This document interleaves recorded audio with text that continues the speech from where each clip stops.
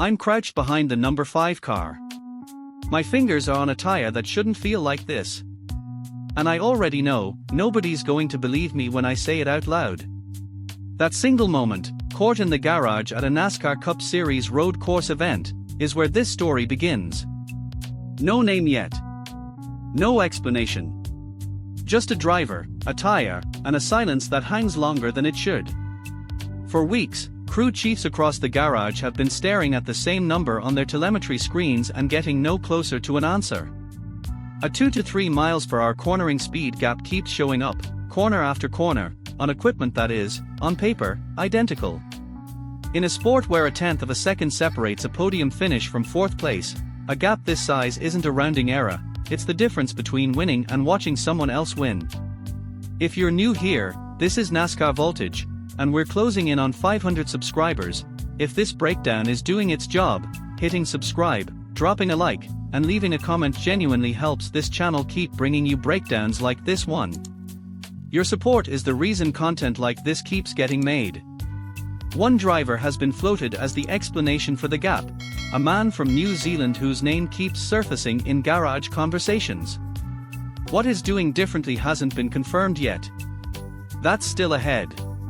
Before getting to what's different, it helps to understand what's considered normal. Every Cup Series driver is trained on a standard 3-step braking formula: brake, trail brake, release, built around consistency lap after lap. On oval tracks, this formula works because the corners repeat in shape and load. Road courses are a different problem entirely. Elevation changes, off-camber turns, and corners of varying radius mean driver input matters more than it does anywhere else on the schedule. The first hard evidence shows up in the qualifying sheets. One driver has posted the fastest lap at every road course event this season, and his entry speed into corners is consistently higher than the field average. Broadcast commentary has described this as aggression. Engineers reviewing the same data have used a different word. Timing screens tell the next part of the story.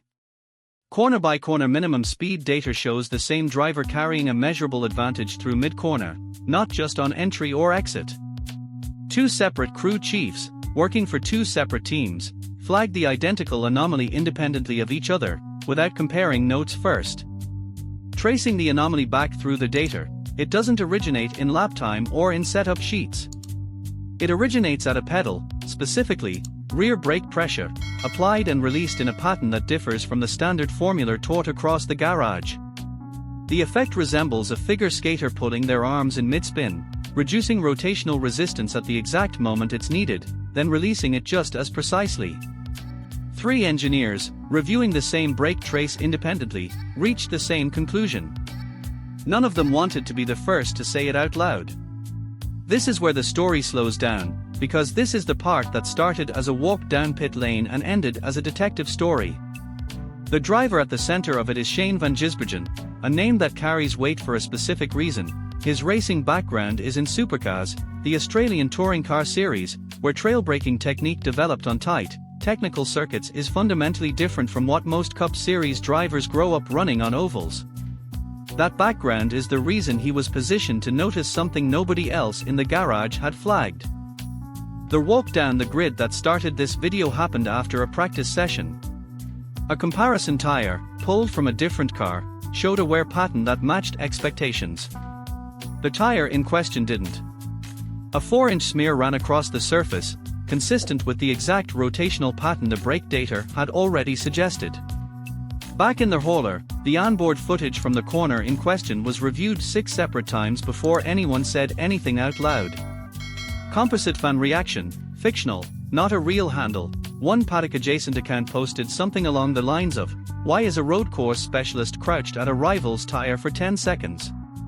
It's the kind of reaction this discovery was always going to generate, even before anyone outside the garage understood why. Word of the technique spread, and 3 other drivers attempted to replicate it in practice sessions. All 3 failed, and each failed differently. One pushed wide exiting the corner, one lost time mid-corner without pushing wide at all, and one reported the car simply would not pivot the way it needed to. One crew chief summarized the gap in a single line: "The difference is in the feel, not the numbers, and telemetry can't capture feel." That answer points to where this technique actually comes from. Before supercars, Van Gisbergen's background included dirt track and sprint car racing, disciplines built entirely around managing rotation through low-grip corners.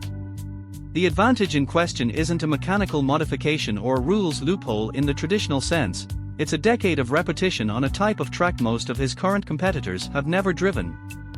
As one crew chief put it, it's not a trick. It's 1,000 hours nobody else in this field has. Eventually, the story moved from the garage to the press room. Van Gisbergen addressed the technique directly in a press conference, and the room reportedly went quiet during the pause before he answered the first question about it. Kyle Larson's camp responded with a 3-sentence statement that didn't confirm or deny the technique was in use. Hendrick Motorsports has not issued a separate statement on the matter.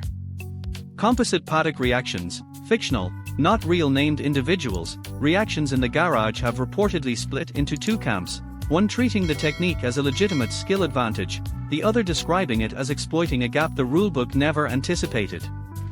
Neither framing has been officially adopted by NASCAR. The number at the center of all of this, that 2 to 3 miles per hour cornering gap, has already decided the outcome at 3 events this season, matching the exact margin between first and second place. This isn't unprecedented. In the early 2000s, a throttle blip technique created a similar gap before NASCAR eventually closed it through a rules adjustment, a process that took multiple seasons to complete. When asked directly about the current situation, a NASCAR spokesperson said only that the organization would look into it, a phrase that, inside the garage, is generally understood to mean no immediate rule change is coming. I already knew nobody would believe me when I said it out loud. That's still true. Every crew chief in the garage is now watching the same tire. Every engineer is waiting on the next data pull to see if the gap holds, grows, or disappears. None of that answers whether this is a skill or a loophole, and it isn't going to be answered here. There's another corner where this same driver is still losing time, at Watkins Glen, and the fix being tested for it is a separate story on its own, one we'll get into next.